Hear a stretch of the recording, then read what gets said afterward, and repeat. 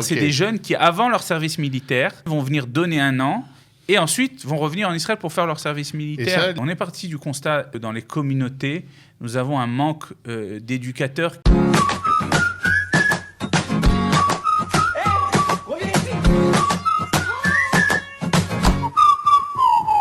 Et de nouveau avec nous cette semaine, Ari Abitbol, le directeur de l'Agence juive à Paris. Et cette fois, ce volet va être consacré beaucoup plus. On va rentrer dans les chiffres, dans les programmes. Alors, maintenant qu'on a vu la semaine dernière le corona et tout ce que ça avait impliqué, cette année un peu dans l'ombre, et puis maintenant, les barrières sont en train de se lever et on peut commencer, pas encore tout à fait full gaz, à mettre à fond sur l'accélérateur, mais presque. Qu'est-ce qui est prévu un peu et quels sont un peu les défis de l'Agence juive pour cette année et surtout avec les jeunes? Alors, au niveau des jeunes, nous avons plusieurs volets. Le premier, je pense, qui va être l'innovation de ces prochains mois, voire de ces prochaines années, c'est que nous avons eu des partenariats avec des communautés qui nous ont demandé d'amener des shlichim, des jeunes shlichim, ce qu'on appelle des shnat shirut, shinim, dans les termes plus communs, et qui vont venir en fait éduquer, animer la jeunesse des communautés. On va expliquer pour les gens qui nous regardent, c'est des gens qui viennent faire leur service civil en fait, des filles surtout. Alors non, c'est même mieux que ça. C'est des jeunes qui, avant leur service militaire, c'est pas le Shirut Leumi. Donc c'est pas Shirut Leumi, c'est l'année avant. L'année avant l'armée, les jeunes vont venir donner 1 an. Et ensuite, vont revenir en Israël pour faire leur service militaire. Et ça, il y a une vraie demande des communautés, c'est ramenez-nous des jeunes comme ça pour dynamiser un peu. Tout à fait. On est parti du constat, si tu veux, que dans les communautés, nous avons un manque d'éducateurs qui, en fait, ne sont pas les dirigeants communautaires ou ceux qui ont la trentaine et qui gèrent les mouvements, les centres communautaires, mais plutôt de cette jeunesse-là qui, en France, va faire en général des carrières de médecine, de dentaire, d'informatique, etc., et qui n'ont pas le temps de donner à part entière leur temps pour les mouvements de jeunesse. Et donc, ce réservoir-là, on va essayer de l'amener d'Israël. De un, ça va permettre donc d'aider à remplir ces postes-là, mais ça va créer aussi un lien entre ces deux jeunesses qui ne se parlent pas et qui ne se connaissent pas. Encore moins maintenant, après 2 ans de corona, où il n'y a eu aucun contact entre ces jeunesses-là. Et donc, ça va permettre à un jeune de 18 ans israélien, de 2e génération de francophones, de se relier avec la communauté d'origine de ses parents. Mais d'un autre côté, ça va permettre aux jeunes Français de voir ce que c'est qu'un jeune Israélien, ses aspirations, sa façon de vivre. Et cet échange-là, je pense qu'il est très important. C'est très intéressant. J'ai une double question. D'abord, quel est un peu le profil des gens que tu recherches? Je suppose que n'importe quelle personne de 18 ans, etc., n'est pas obligatoirement exactement sur le profil recherché. Et 2, comme il faut quand même être efficace dans la communauté, est-ce qu'il y a une préparation, est-ce qu'il y a une formation pour pouvoir envoyer ces jeunes dans des pays qu'ils ne connaissent pas obligatoirement, même si leurs parents ont vécu en France? Tout à fait. Alors d'abord, il y a une recherche, bien sûr. On cherche des leaders, on cherche des jeunes qui ont grandi dans des mouvements de jeunesse, qui ont été madrichim, qui ont été peut-être même meragzim de certains mouvements de jeunesse. On cherche des jeunes qui parlent français, qui connaissent un petit peu la mentalité, qui ne vont pas débarquer sans connaître le monde duquel on parle, même s'ils vont, et surtout s'ils parlent avec un gros accent israélien, mais qui comprennent ce qui se passe autour d'eux. C'est sympa, le gros accent israélien pour les communautés, ils aiment bien ça. Ils aiment bien ça, mais exactement. Effectivement, il faut qu'ils puissent comprendre un peu le monde dans lequel ils débarquent. Exactement, et naturellement, on va les former durant toute l'année, parce que c'est leur année terminale. Le soir, en fin d'année, là, au mois de juin et juillet, ils vont passer 2 mois quasiment full-time pour apprendre un petit peu comment ça marche les communautés, des outils de leadership, des outils de hadracha, tout ce qu'il faut en fait pour devenir un animateur de communauté. Qui organise cette formation? Comment ça marche? C'est l'agent juif qui organise ça de A à Z. Vous prenez tout sur vous, quoi. On prend tout sur nous. C'est quoi? C'est 1 fois par semaine, 2 fois? Comment parfois, ça marche? Parfois, c'est des séminaires d'1 semaine. Parfois, c'est par Zoom à distance. Ça va dépendre un petit peu des semaines. Et aussi, pendant cette partie-là, il y a 2 semaines qui sont consacrées à ce qu'on appelle Eretz Yad, c'est-à-dire de connaître la communauté. On va aller, donc on va les mettre en contact avec les dirigeants communautaires, avec les spécificités de la communauté où ils vont servir. D'accord. Alors, quelles sont un peu on va parler un tout petit peu pratique maintenant, les conditions un peu pour un jeune qui arrive comme ça. Je ne parle pas au niveau salaire, tout, mais il débarque où, il habite où Alors, en général, les communautés leur donnent un logement leur mettre un logement à disposition. Donc, ils sont à 2. C'est toujours des paires de 2 ou 3, mais en tout cas, minimum 2. Et puis, ils ont un responsable au sein de la communauté qui est leur responsable, je dirais, professionnel pour savoir qu'est-ce qu'ils vont faire. Parce qu'on ne les lâche pas dans la nature en disant « débrouillez-vous ». Il y a un responsable de la communauté. Qu'est-ce qu'ils vont faire exactement ? Ils vont travailler dans 3 types de secteurs. Un, c'est l'éducation informelle dans les mouvements de jeunesse. Donc, ils vont aider à gérer les mouvements de jeunesse. 2, c'est dans l'aspect communautaire, quand il y a des événements communautaires, des fêtes. Le troisième âge aussi, c'est très important pour nous qui travaillons avec les seniors dans les EHPAD et dans les différentes structures. Et enfin, dans les écoles communautaires, de pouvoir se enseigner de manière informelle l'hébreu et d'amener ce qui manque un petit peu en France, c'est l'éducation informelle au sein de l'école.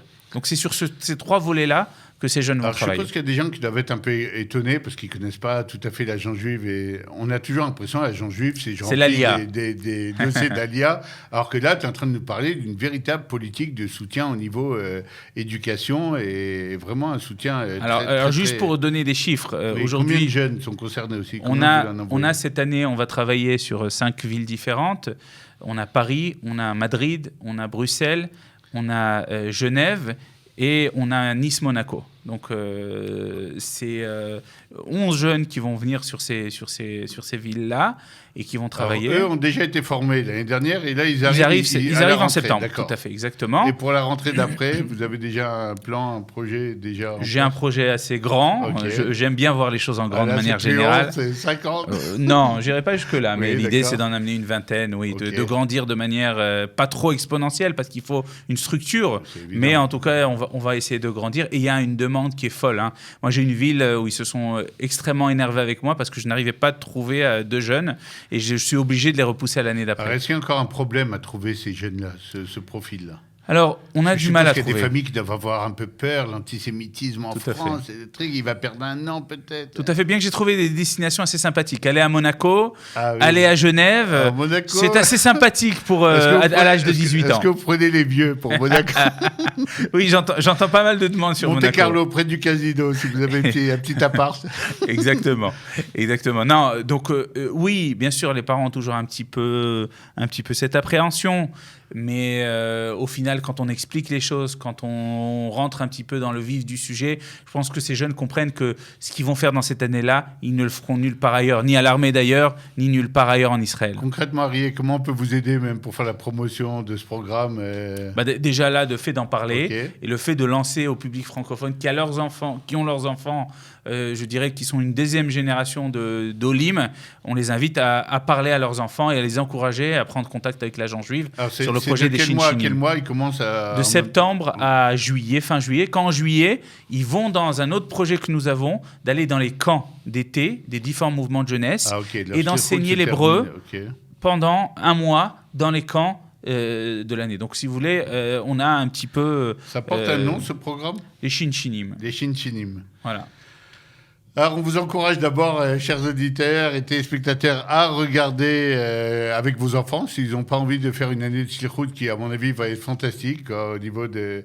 Là-bas, à part les communautés qui les gèrent, il y a un responsable des gens juifs aussi qui oui, gère. Tout à fait. J'ai un responsable qui, à partir de l'année prochaine, parce que cette année, nous n'avions que 2, l'année prochaine, on passe à 11. Donc, on a un responsable pédagogique qui est une personne qui a beaucoup d'expérience éducative et qui saura faire, je dirais, le médiateur entre la communauté et ces jeunes-là. C'est important parce qu'on n'imagine pas toujours les communautés complètement prêtes à intégrer, à donner, à comprendre le jeune et vraiment. Ça m'a pris 7 à 8 mois pour convaincre chacune des communautés de rentrer dans ce système-là. Beaucoup me font confiance. On commence le projet toujours avec la boule au ventre parce qu'on se dit est-ce que ça va marcher ? Mais on fera tout ce qui est en notre pouvoir pour faire ça parce que c'est l'avenir des jeunes, des communautés qui est en jeu. Tu peux nous donner un peu les endroits où c'est secret, les endroits qui veulent accueillir des jeunes comme ça? Pour les années à venir? Non, même celle de ce septembre. Là, voilà, donc là pour l'instant nous avons... En région parisienne c'est encore en discussion donc je ne vais pas rentrer dans les détails. Mais comme j'ai dit, il y a Monaco-Nice où il y a 2 qui vont travailler avec les 2 communautés. nous avons Genève et nous avons Bruxelles et Madrid, où nous allons avoir des jeunes qui vont commencer. C'est toujours plus compliqué en France, autour de Paris. C'est impossible que je vais garder le silence sur cette question. C'est très bien, on va garder le silence. Alors, une dernière question, on arrive, il nous reste 2 minutes d'émission, un peu sur les perspectives et les chiffres un peu de Alia. Il y a eu une baisse, il y a eu une hausse. Qu'est-ce qu'on voit? Qu'est-ce que ça a fait cette année Corona un peu à la communauté? Alors, je vais donner un chiffre, comme ça c'est le plus représentatif, bien que j'aime pas mesurer l'Alia uniquement par les chiffres. Mais de janvier à fin mai, nous sommes à 70% d'augmentation de l'Alia. Et donc, selon nos projections, nous allons sur une année qui va tourner entre 3500 et 4000 Olim de France, ce qui est une belle augmentation par rapport à l'année 2021. Que ce soit de famille, que ce soit de seniors. Au niveau des jeunes, comme j'ai dit, voilà, le démarrage est plus lent, mais on espère que le fait qu'on sort du Corona va libérer beaucoup de jeunes qui avaient un petit peu cette appréhension de venir faire un programme Massa en Israël dans des conditions de confinement. Je pense que là, quand ils voient qu'Israël est relativement sorti de cette crise-là, peut-être que ça va encourager des jeunes à venir nous rencontrer. Un dernier mot peut-être sur justement les programmes Massa, un peu Taglit, qui avait presque disparu, qu'il a fallu... Ça repart, il y a de la demande, il y a des gens qui attendent au portillon. Il y a énormément de demandes, il y a beaucoup de gens qui attendent, les mouvements de jeunesse aussi. Il y a encore des restrictions en Israël, encore. Malheureusement, Israël, pour l'instant, n'accepte que les jeunes qui sont vaccinés. Or, en Europe, un jeune de 16 à 18 ans ne peut pas être vacciné d'un point de vue pratique parce que ce n'est pas ouvert à ces âges-là. Et les jeunes de 18 à 21 ans, ça ne fait que commencer maintenant. Est-ce qu'ils auront le temps de se vacciner avant l'été pour pouvoir arriver ? Rien n'est moins sûr. On espère qu'on pourra gagner cette course contre le temps et ramener le plus de groupes Taglit possible. Mais on sait très bien qu'on sera au rabais par rapport aux années normales. Donc en résumé, Arié, tu as du pain sur la planche pour cette année. Tu sais exactement où tu vas et comment tu y vas. Et ben, on va te souhaiter bonne chance. Merci. Nous, on a aussi un défi parce que quand tu nous parles de Alia qui double pratiquement au niveau des chiffres, ça veut dire qu'ici, on doit être prêt à les accueillir, à avoir des structures. On a pas mal de pain sur la planche. Nous-mêmes, les éducateurs et des gens un peu de Qualita principalement et toutes les associations qui œuvrent ici pour l'intégration, ce n'était pas déjà évident qu'à 2000 de tout faire bien et à 4000.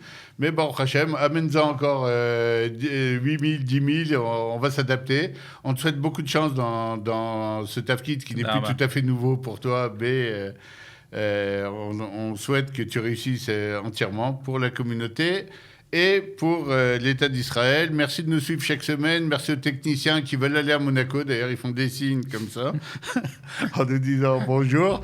Et merci à vous qui nous suivez chaque semaine. N'oubliez pas de parler à vos enfants pour les envoyer dans le programme Shinchinim, une expérience de 9-10 mois et absolument extraordinaire avant de commencer l'armée. À la semaine prochaine. Au revoir.